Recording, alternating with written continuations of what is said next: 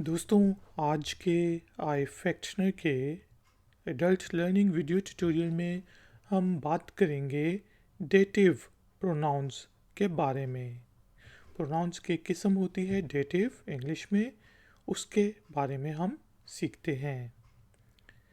Dative pronounce को उर्दू में हालत मफ़ूली भी कहा जाता है कि जब हमने कहना मुझे, तुझे, तुम्हें, उसे, आपको, उन्हें वगैरह वगैरह, तो फिर हम डेटिव प्रोनाउंस यूज़ करते हैं।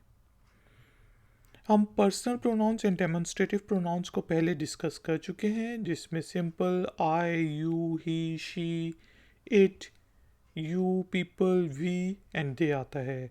इसी तरह डेटिव प्रोनाउंस के अंदर देखते हैं क्या क्या आता है और साथ ही कुछ एग्जाम्पल्स लेते हैं। सबसे पहले हालत मफ़ूली में जो हमारे पास प्रोनाउन आता है वो होता है मुझे।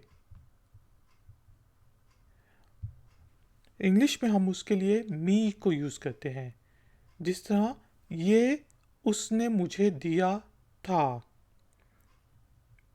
He had given it to me। ठीक है, अब मैं यहाँ पे I को यूज़ नहीं कर रहा बल्कि me को यूज़ करूँगा। He had given it to me, ये उसने मुझे दिया था।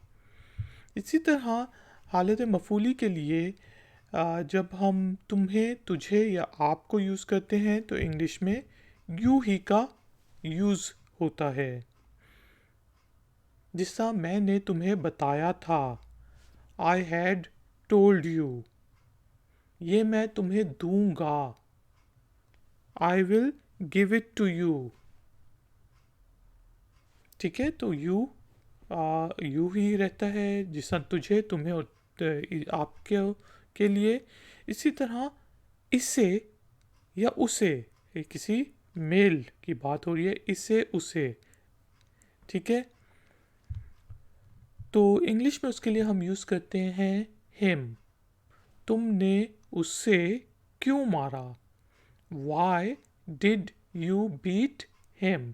हम यहाँ पे ही का यूज़ नहीं करेंगे बल्कि हिम का यूज़ करेंगे। ठीक है, why did you beat him. इसी तरह लड़कियों के लिए इसे या उसे के लिए हम हर का यूज़ करते हैं। ठीक है, ये बात तुमने उसको क्यों बताई, why did you tell it to her. ठीक है, why did you tell it to her. ठीक है, यहाँ पे हम शी का यूज़ नहीं कर रहे बल्कि डेटिव प्रोनाउन यूज़ कर रहे हैं हर। इसी तरह जिस तरह टेबल वगैरह होता है, कोई चीज़ होती है या फिर कोई जानवर होता है, कोई भी चीज़ हो, तो उसके लिए हम इसे उसे उर्दू और हिंदी में यूज़ करते हैं, जबकि इंग्लिश में हम इट का यूज़ करते हैं। ठीक है, क्या तुमने उसे खाना दिया, किसी बिल्ली की बात हो रही है, डिड यू फीड इट। ठीक है, डिड यू फीड हिम भी कह सकते हैं, आमतौर पे हम कह लेते हैं, लेकिन इट का यूज़ करेंगे। डिड यू फीड इट, क्या तुमने उसे खिलाया। इसी तरह हमें के लिए हम अस का यूज़ करते हैं। आपको याद होगा कि पर्सनल प्रोनाउन के लिए हम वी यूज़ करते हैं, लेकिन हालत मफ़ूली के लिए हम अस का यूज़ करेंगे। आपने हमें प्राउड बनाया, यानी कि आपने कोई अच्छा काम किया, आप फर्स्ट आए हैं तो हम प्राउड हुए। आपने हमें प्राउड बनाया तो हम कहेंगे you made us proud, you made us proud. तो यहाँ पे हमने अस का प्रोनाउन यूज़ किया। इसी तरह आप लोगों के लिए, एक से ज़्यादा लोग हों तो हम यू का ही प्रोनाउन यूज़ करते हैं। जिस तरह मैं ये आपको दूंगा, मैं आप लोगों को बाद में बताऊंगा, I will tell you later, मैं आपको बाद में बताऊंगा। ठीक है, तो यू के लिए यू, आपको के लिए यू यूज़ करेंगे। इन्हें और उन्हें के लिए हम देम का यूज़ करते हैं। हमने उन्हें हरा दिया। ठीक है, या फिर हम ये भी कह सकते हैं कि हमने उन्हें सरप्राइज दिया। ठीक है, वी सरप्राइज देम, या सरप्राइज्ड भी कुछ लोग कहते हैं, दोनों प्रोनाउंसिएशन ठीक है, सरप्राइज या सरप्राइज्ड। वी सरप्राइज्ड देम, हमने उनको हैरान कर दिया। We surprised them. इसी तरह जिसे और जिन्हें के लिए, ठीक है, हम whom का वर्ड यूज़ करते हैं, जिससे हम एप्लीकेशंस में लिखते हैं जिससे भी कंसर्न हो, to whom it may concern. ठीक है, to whom it may concern.